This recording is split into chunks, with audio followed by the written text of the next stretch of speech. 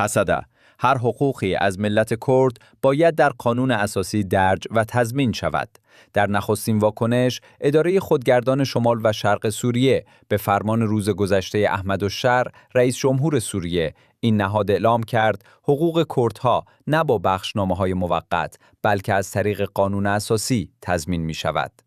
اداره خودگردان شمال و شرق سوریه شنبه 27 دی با انتشار بیانیه اعلام کرد این فرمان ریاست جمهوری را دنبال کرده و افزود حقوق مردم کرد در سوریه با بخشنامه‌های موقت حفاظت نمی شود بلکه از طریق قوانین همیشگی که بازتاب دهنده اراده تمام بخش‌های جامعه باشند صیانت و تثبیت می شود.